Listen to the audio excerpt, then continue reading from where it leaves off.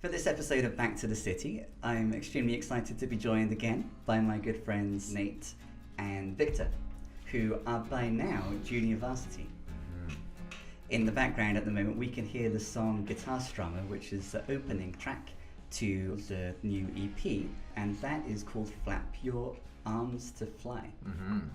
Yeah, hence the lyric that accompanies this moment. If I were to flap my arms to fly, I wouldn't be dumber than if I had made this life choice to be a guitar strummer. Yeah, So yeah, that's the gist of it. I would say they're about equivalent. But then we turn it around at the end and then we say, you should flap your arms to fly. You know, Right. it's inspirational. Yeah. And Sorry, that's- we just gave away the song. You can just skip that one. Don't come to the EP release.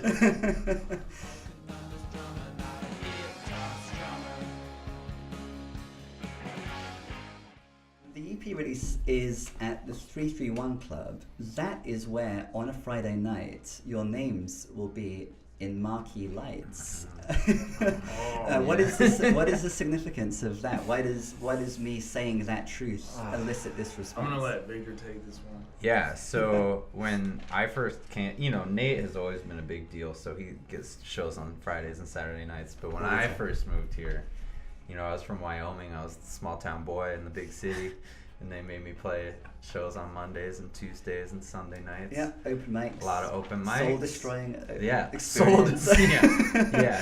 Although it depends which open mics, because the no. open mics that we have frequented together do not destroy one's soul. I think that's debatable. No, I met Nate at an open mic, and probably Was that Plums? Yeah. Plums. The fact that both our souls were crushed. Brought you I together. looked into his eyes, he looked into mine. We saw something familiar, No, I think I'm gonna go to Plums tonight. Actually, I like Plums a lot. Me too. And I think it is very valuable. I'm not, open mics are fine. But I came up with that song there's a song on the record called "It's Hard to Rock and Roll on a Monday Night." Yeah, that's what we're talking about. That's what we're For talking all the about people right at now. home. Yeah, and I did a performance of that. That will be in the middle of the In the episode. middle of the episode. In like Gotcha. 10 minutes time or so, Stay we'll tuned. be witnessing Victor perform said song. Yeah, and now it's just a bummer because now we play all these cool shows on Fridays and Saturdays, and it's like I can't play this song anymore. People think I'm fake. People think I'm pretending. So you most certainly can obviously still play the song. Okay. You got my permission. Okay, thank you. I used to play these shows on Friday nights. They used to put my name up in marquee lights, and all my friends had bright, shiny Friday eye. Andrea Swenson said I was the king of Friday nights, 'cause suddenly You referred to meeting at Plums. Mm-hmm. Yeah. And one of the many things that came up in our previous interview, which was back in December, when Nate was about to release Bobby, Yep. which Victor was very involved with. Mm-hmm. Yep. We referred to Plums, and you were saying that most of the people involved in the production and playing instruments on Bobby were people that you'd met Yep. at Nick Hensley's. Yep. That was very nights at Plums. great place to just meet people and network and Yeah. do all that sort of stuff. So And we learned a little bit about the backstory of Nate and Victor.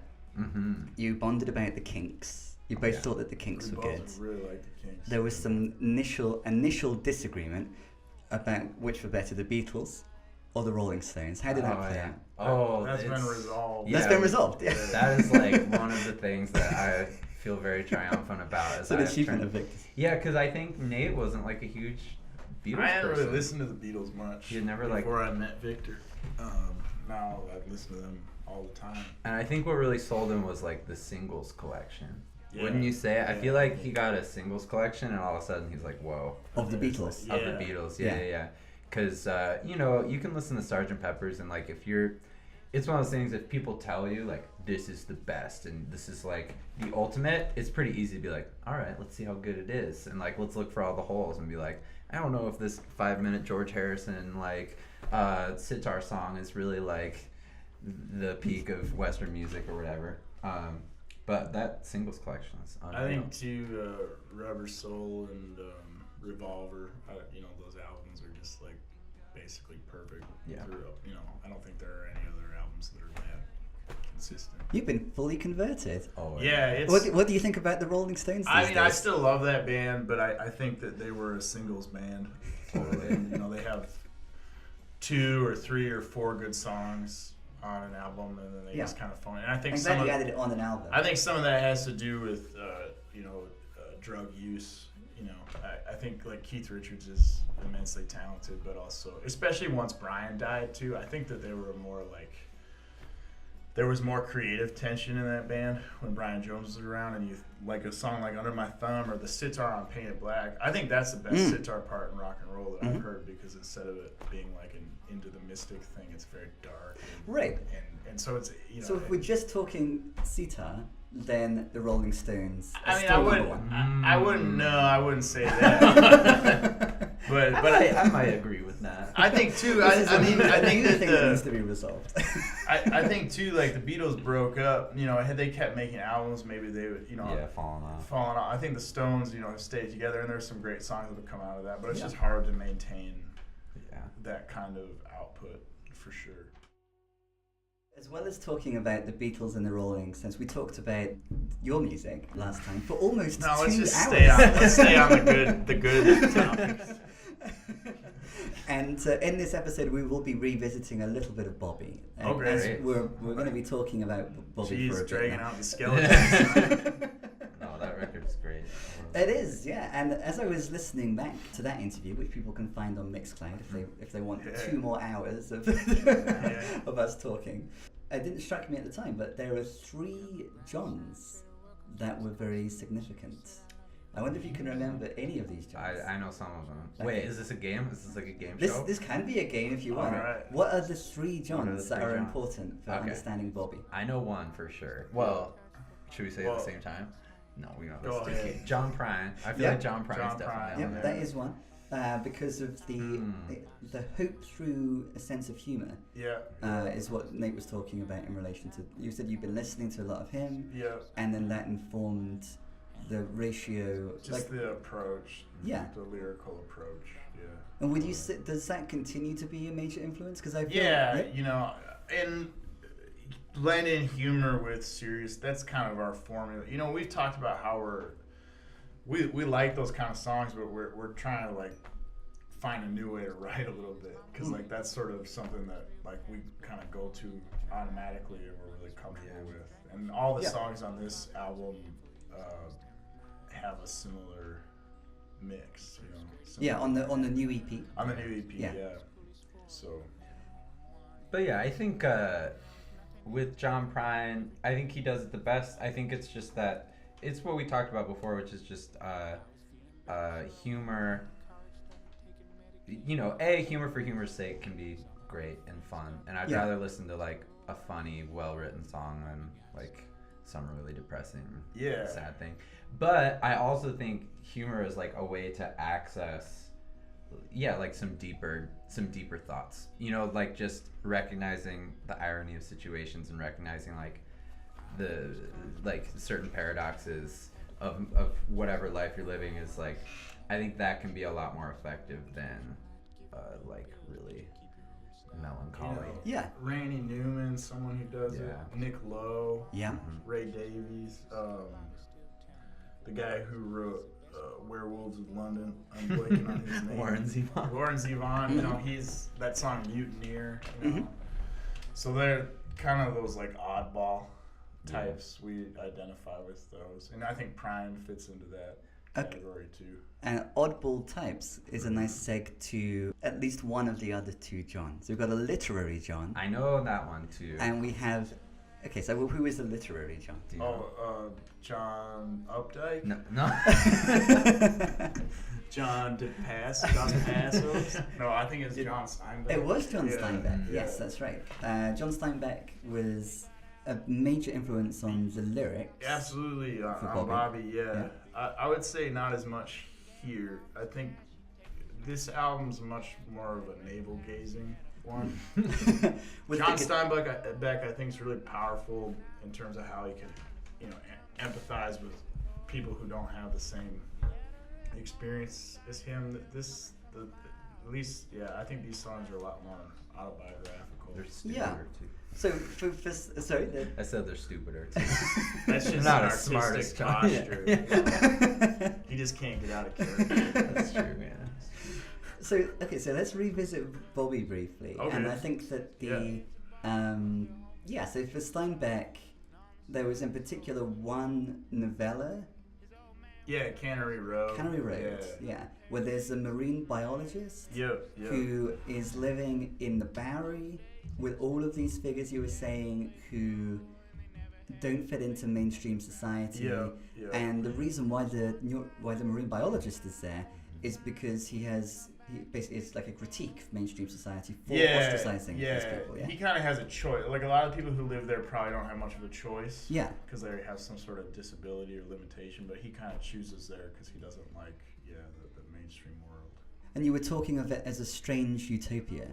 Yeah. There's something about it that, for all of its faults and limitations, there's something about it, the way it's portrayed as this very magical place, and there is this sense of community that, at least in the book, it exists there and it doesn't exist, and how the book portrays more conventional society. Elsewhere. Yeah. Bobby was peopled with characters like Bobby, and there's a character based on your uncle called Joe. Yeah. And then there's Cheryl. Yeah. So there's all of these flawed characters, and the thing about Steinbeck is his broad vision of society as a whole. Yeah.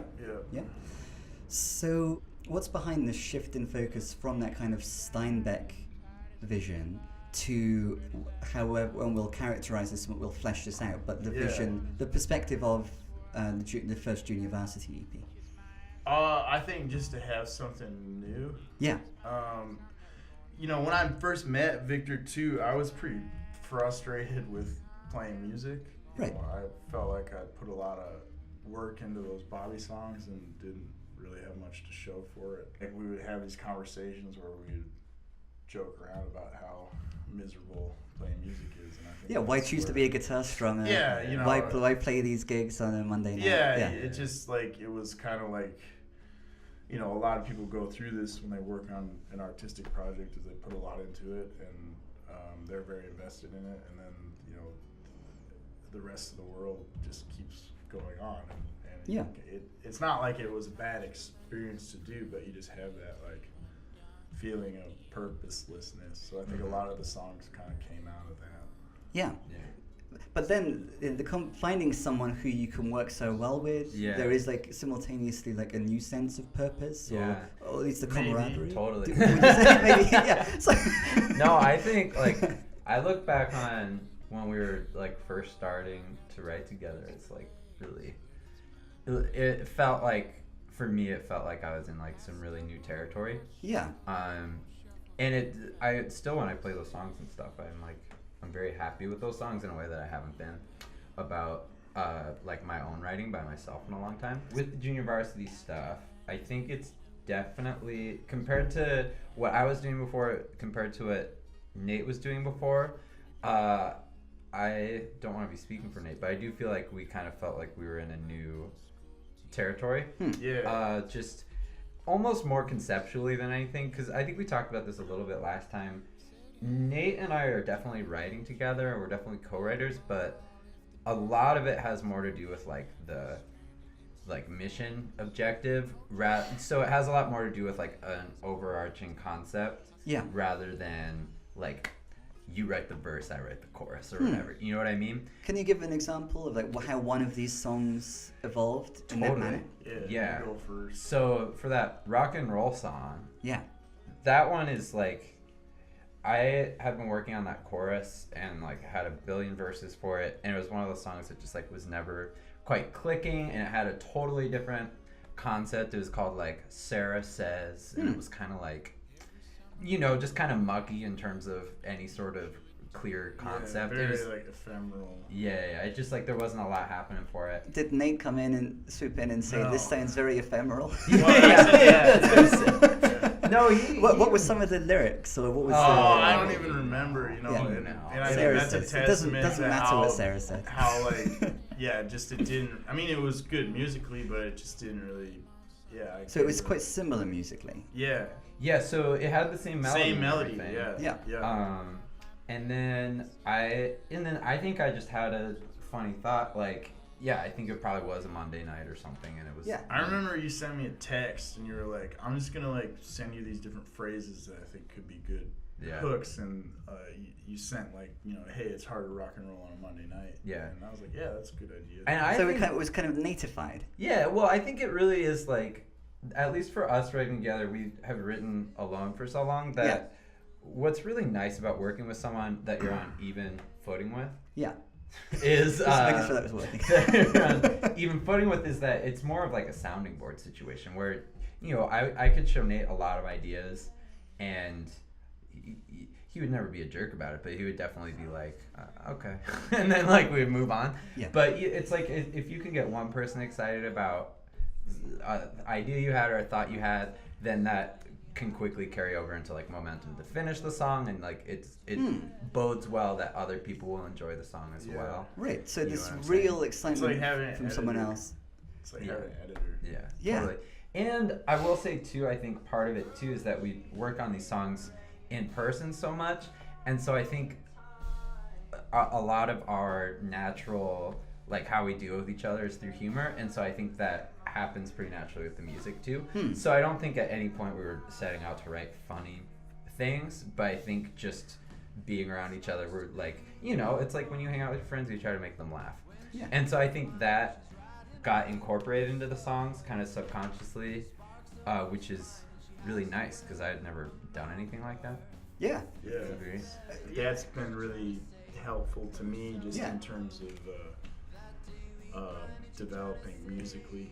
Okay. And I think that's another cool thing is that just like, you know, the songs are great, but I've just like learned a lot about music in this whole process. Through working with Victor. Yeah, and just I've started to appreciate The a Beatles. lot more stuff like the Beatles, for Oh, example. God. I don't know if anybody's ever heard that. Yeah. But, They're pretty good. Those Yeah, they're Beatles. pretty good. And so I think that's another like cool byproduct of it for sure. Definitely. And I will just to add to that too, I think it's not just bad stuff. It's not just like, I think with Nate especially, he'll like have some genius idea and then he like won't even think about it. And I'll have to like be like, hey, this is a really good song, or like this is a really good idea. Like we need to keep working. Like we need to like do it. I you tend know? to not like know which ones are good or which like I'll be like invested in the idea that's not as good. And a lot of times this is and I think like it's just like that's the stuff that I've worked harder Yeah. on. Sometimes the stuff that has promise is stuff that comes pretty quickly. Yes. So my thought was like, oh, we have to labor away over this, and you know, that's the one that I like. And so You like, naturally think- yeah, especially when we first started working, like I remember like there's a song on the album called "Pick Me Up, Put Me Down." Yep. I remember I came over to Victor's and I played him like a bunch of different other ideas, and he was like, eh. And then like at the end I was like, oh well, I was messing around with this, and he was like, oh cool, like you know, and you know that's the only from that like one writing session, that's the only song that made the cut. But part of the reason why like I wasn't into it personally was just because I hadn't worked very hard on it. Yeah, it was just like came It out. just like The simplicity of that one is a real virtue, I think. Absolutely, yeah. But you know, I guess like I just had this sense that if you're not suffering in the process of like making something that must not be good, you know. Right. You know, Yeah, I 'cause was you- kind of wedded to that. Especially if you are suffering in the process of making other songs. And you Right. think, surely those are Well, the I ones think that's part of it is like you have to write like bad songs to write good songs. Like you have to be like Yeah. fishing, you know, and so that's I think that's probably the hardest part of the process is that like you kind of have to put yourself in that place where you're putting out a bunch of like mediocre ideas and then finally like you land on one that's good. At least that's how. If it works differently, anybody out there, if it works differently for them, please like send me an email. I'd love to hear Reveal your the advice, key, but yeah, I think that's like kind of like the blood, sweat, and tears part of it. Yeah. So we focused on 2 songs on the EP so far. One of them began as Sarah Says, and then Nate comes in and gives Yeah. his 2 cents and Yeah. helps it evolve into what you're going to perform Yeah. momentarily. Yeah. And then this one that we can hear at the moment, Pick Me Up, almost the opposite happens. Or at least it begins with Nate. Yeah. And it's like bottom of the pile of a bunch of potential songs. And Yeah. it's Yeah. like, that's Yeah. the one. Yeah. Yeah. So what was it, what aspects of this song, Pick Me Up, existed when you played it? I just really had the verse melody, and I had like a different. At that point, I thought like more chords the better, so I had like a chorus that was like way more chordy, and then Yeah. Victor really simplified that chorus, and you know that's that was great. You know that really like makes that song pop. Yeah. And then I wanted to do all these like clever things in the lyrics that were like very like symbolic, and it's just like it doesn't come across When it's in that fast. context, and so we really like simplified the lyrics. Yeah. What was some of the more complex lyrics that were cut? Because we can appreciate I them in don't- this context. Yeah, I don't really remember, but it's just like I'm super into like Townes Van Zandt and Yeah. that sort of stuff. So a lot of that stuff has like, and because it's delivered, it's just a guy finger picking Yeah. with his guitar. You can pick it up, but I was trying to do stuff like that. And again, like I don't really recall because like none of it was very memorable. But it's like it was like Victor's like, no, we should just make this more of a like relaxed song Yeah. where you're not going for like as much subtext. Friends having babies is a recurring theme throughout at least, I think, 2 or 3 of the songs. Well, yeah, getting married, having Yeah, babies. yeah, that's like things that we're not. And then here we are, guitar strummers. Yeah. We didn't get the memo. Yeah, Left no. behind. No one's at our shows anymore. If there's anybody out there that wants to have my children, also send me an email. But I love that these lyrics made the cut and Pick Me Up. You know, it's a reference to friends having babies. Maybe they could raise me. You know, when they're at it, maybe they could raise me and give growing what up do you a think second that Throwing try. up a second track. That's pretty deep. Yeah. That's pretty complicated. Ambiguity, a lot of ambiguity there. Evasive. How did you select these Yeah. songs for this E EP? Yeah, I think we went down to Iowa to record, and we knew we had about 5 songs to do. And I think the problem at this point is not having songs that need to be cohesive or whatever. The problem Yeah. is that they are like all about the same type of thing, you know, like Yeah. we got that theme down for days, and I really like them. But so Yeah. I think that wasn't so much of a question as much as, you know, what songs do we want to record? What songs do we like? What do we think would work well recording in like a short time frame? Blah blah blah. Yeah, I think for Nate, because he came from working on Bobby for so long and like really sweating it out and like trying to Like find pet like sounds. yeah, it's yeah, like just kind of too much thinking. Like, yeah. It was, you know, because we went down there on Friday and had to leave Sunday morning, so we just went all through the night. You know, we had some like of our hippie friends there. We drank the whole time. Yeah, Yeah. definitely. And then the basketball court, you could like play basketball in between takes. Nice. Yeah, it was super fun. That's like my 3 favorite things: drinking, music, and basketball. All together. And my 4th is Iowa, so. Yeah. So from your 4th favourite thing to the 3rd John, and there's a connection. Oh, who's the third? Who's it? Oh, It relates to your 3rd favourite thing. John Stockton. Yeah. Oh, yeah. John Stockton. I Yeah, forgot so that one. he's a basketball player. Yeah. There's so this is an old Bobby song. Yeah. It's called Johnny.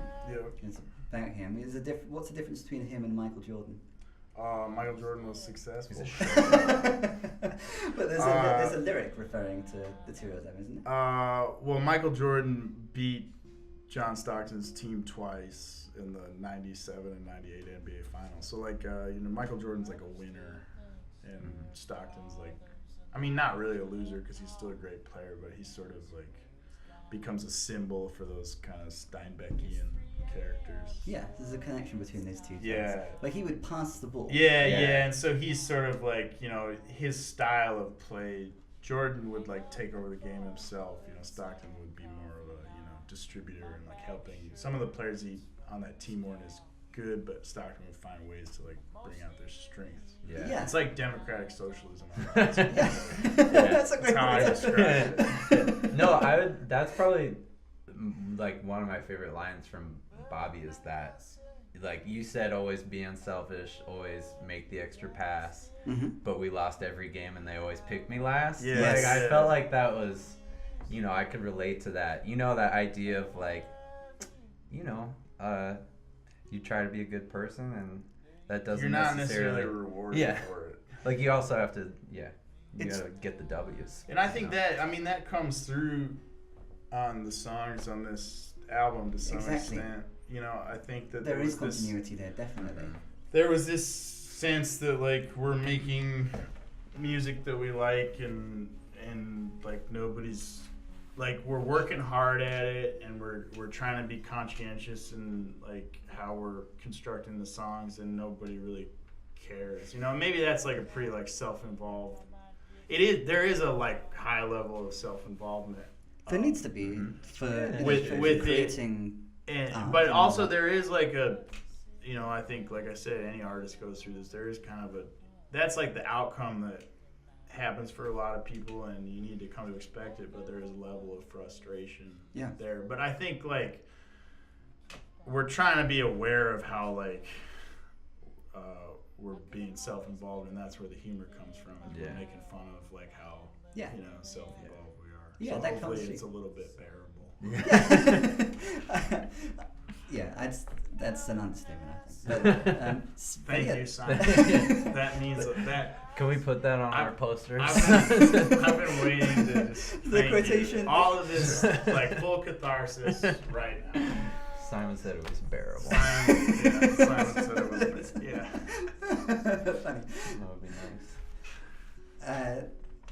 nice. Speaking of full catharsis, you were saying that full catharsis is not possible. No, last time. I don't think it is.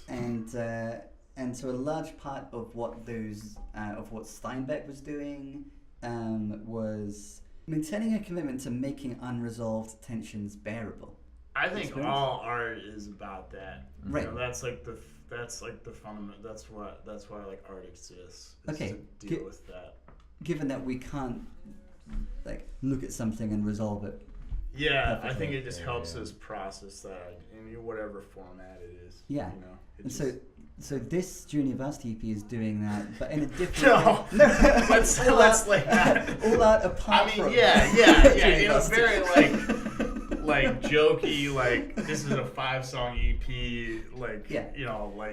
He's doing it in a different way than Bobby was. Definitely different. You know. But I think there's depth to these songs. Yeah, I think I so, don't. Yeah. I think it's not.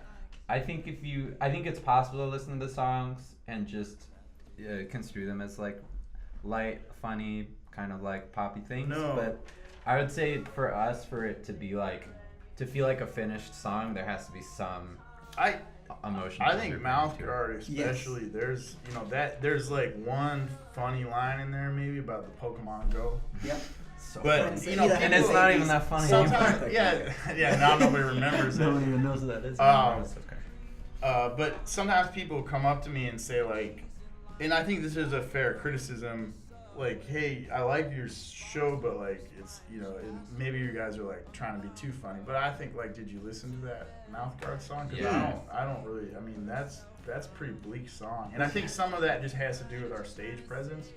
But I think that if you do sit down and give these songs time, you know, there is another side. There's to an it. emotional. Yeah, Definitely. Cool. and I think that's the one on the album where it's most overt. Yes. But I think it's throughout. When you the say "I album. love you" at the end as well, I'd say Yeah. those two. I think those are the two that are kind of going in a different direction. And I think that was probably one of the big reasons we chose, because I do think it was hard to decide, because when I say I love you is such a, you know, it's kind of different from the other. It's just, we recorded it at like 3 a.m. at the very end. We were like, oh, we've recorded everything else and now we can just throw Nate in a room with a microphone and like, Some ass. get a one take. Yeah. Just kidding, Mom. Yeah. Just kidding.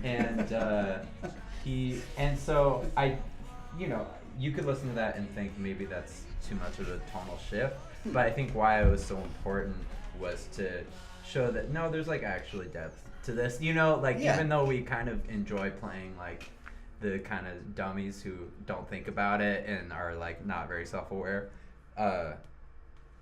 I thought that would be really nice to include because it could show that we actually like. Yeah, We have You can read stuff. everything else back through the lens of you that know, final the- track, and the those components are characters there. in that Exactly. song have like real problems. You know, Yeah. a lot Yeah. of the album is us like complaining about our spiteful indie boy problems, which like are not like, you know, not to like totally like delegitimize that, but Yeah. but it's like, you know, we're super lucky to be able to play music and stuff, and like have people come to our shows and have the opportunity to go to Iowa, and we've met, you know, people like Riley, and we have a lot of just good friends that we met through music, and we're like super appreciative of that.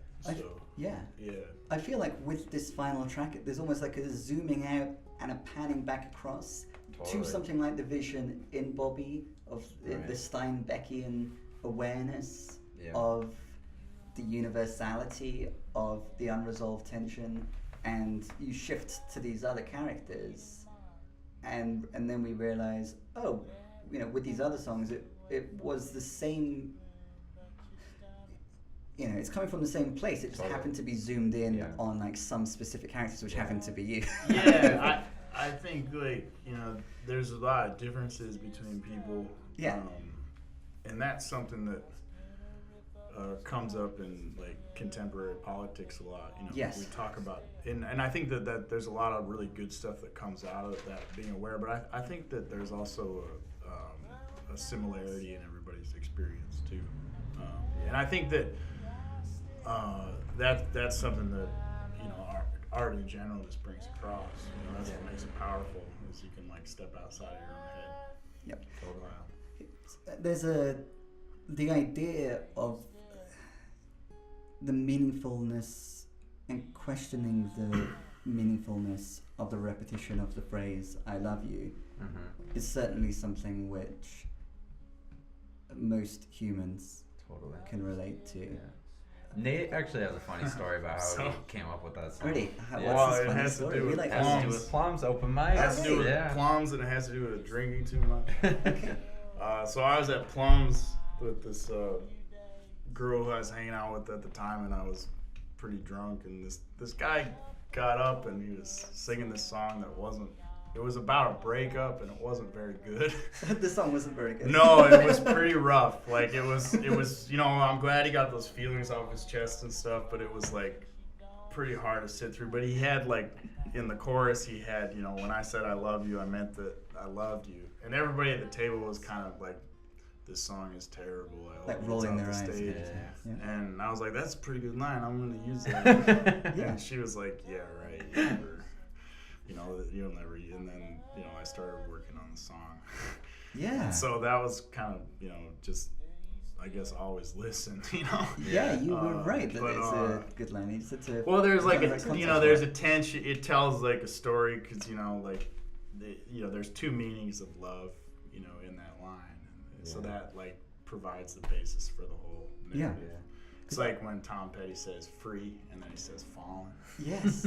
There's like, you know, opposite concepts. And I think the phrase "I love you" is simultaneously like a stock phrase that is so overused and kind of has no context, and also like the most profound, It's Yeah. funny, like, real thing that someone like, could possibly say. like a lot of people, you know, that song for me is a very political song, and you know, Yes. I'll full disclosure, you know, I'm a pretty left-wing guy, and Yes. you see my Facebook posts about it, and it's real annoying. One time this girl came up to me after I played it, and she was like, well, your Facebook posts sure are annoying, but that's a pretty song, you know. And it's like, I thought they were about the same The two thing, go but together. I think that people, you know, focus on the chorus, and that, you know, there is kind of, you know, that is a stock phrase, and But that it is has nice too. You know? resonance because of that. Yeah. So, you know. Well, the chorus has a resonance for everyone. When I said I love you, the gist of the chorus is that when I say I love you, I mean it. Yeah. But I'm skeptical as to whether when you say you love me, Yeah. whether you mean it. Yeah. And so, you know, that's like I think it's great. Like you were saying with Tom Petty, like you've got the phrase and like the rest of the lyrics and the verses and stuff have some relation to that. Like the rest of the lyrics in the verses to this song tell one consistent narrative. And I think it's one of the strongest things about the song is that Yeah. everyone can relate to that chorus, Yeah. and then we can flesh it out Yeah. with this one specific Totally. narrative. Yeah. What is the narrative? Like, Oh, it's just this family that's, struggling economically. I saw this documentary by Bill Moyers. Yeah. This was a long time ago, maybe like 2013, and it was about these two families in Milwaukee who just Yeah. were, the economy had changed from industrial to post-industrial, and it just kind of documented their experience. And they went from having good jobs to, having to work a couple jobs, and there was a lot of just familial strife, and, it put a lot of pressure on the marriages. And it was a really good documentary because it just documented the human side of all that. You can talk about, those changes in the abstract, yeah, and you hear about that a lot, reading the news, but this was a very people-based portrait of Yeah. that experience. which then the song in turn becomes. Yeah, and it took me 4 years to write that song. I had an earlier version, and there wasn't anything funny in it. And I think it just was too much of one thing. And then it was sort of after I finished all the Bobby songs, I kind of start working on it again. So some Because of it could have been on. Why did you I just consider wasn't it? done with it. Okay. And so the stuff about Dubuque and Puke and that stuff was kind of later on, just to Yeah. give it another element, we talk about. A component, some levity. I think that's there's it's a different song, but it still has that balance that all the other songs have. Yeah. With the humor and drama. Yeah, and on the record, is it just you? Does Victor end up being? No, involved? just me. Yeah. Just me and the drugs. Joking, man. Yeah, joking. Yeah. But I did help with that song. I added some chords in Yeah, there. no, Victor definitely. Which component? Well, so Yeah. the do do do do do do do do, kind of the main riff part. Yeah. Yeah. I believe was my idea, and then Oh, just the main thing. Yeah. Yeah, just the whole song basically was my idea. And then at the end, he this was a consistent problem Nate had when we were first writing together. Is he would have these great ideas and he wouldn't really know how to put a bow on it at the end, and it was kind of so I remember we spent quite a long time figuring out how to just have the chorus end, just what chords to go to, blah blah blah, and then it clicked in one day, and then I think it has a lot more emotional punch. One time Riley came up to me and was like, "Yeah, Nate, that When I Say I Love You song has a great chorus," and I was like, "Yeah, Victor wrote it." Well, Victor refined it. Yeah. You should go tell him good job. Yeah. So, that just goes to show how the collaboration is working. Yeah, absolutely. Even with the song, which is just Nate on the record. Yeah. There's still Yeah. very much the Yeah. stamp of Victor. Totally. Yeah. No, and I think that's another thing that I'm really appreciative about playing with Nate. Like you said, when he was doing his Bobby stuff, he would still let me it would be billed under Nate Walker, and it would be for his release show, and he would still let me play a couple of my own songs or whatever. Yeah. And that's a really nice thing to do. Or even today when he just let me play that rock and roll song because it was the easiest one to get done. Yeah. I think that's just that is really crucial for collaboration. Humility? Just to be able to put your ego aside a little bit and be maybe this person has the better idea, or maybe this person has the better song. And so I do think that's a big part of why it works, is that both Nate and I, we're not really keeping score of whose idea was whose, or blah blah blah. Because if I think about it, really any of these songs have some there's some idea or some little thing that Nate added to it that made it much better. Yeah. And I think it's Vice versa. Or vice versa. Yeah. And it's I don't, I can kind of remember, but I don't, there's a lot of stuff that, and I think that's what's cool is you don't even totally remember who did what. Yeah. You just Yeah. kind of are just working, and then it happens. Yeah, it becomes Junior Varsity as opposed to some component of it. Yeah. Yeah. And I think that's interesting. We'll probably go the route of, John Lennon later and say, I did that and Yeah. that and that and that. And I basically did it all, you know.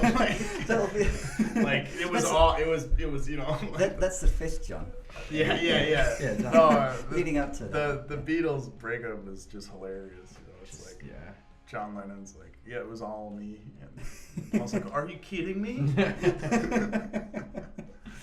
Well, speaking of it being all one person, let's now have Victor do his solo Yeah, performance. it's your time to But shine. having just established that when Junior Varsity manifests itself through just one member, there's still the spirit of Nate Oh yeah. in what we're about to witness. Maybe. I like Yeah. Arthur is a banker and his boss is a real bummer. So I sing Arthur songs about how I live with my mother. Arthur's rich 'cause he's a banker. He's richer for his laughter.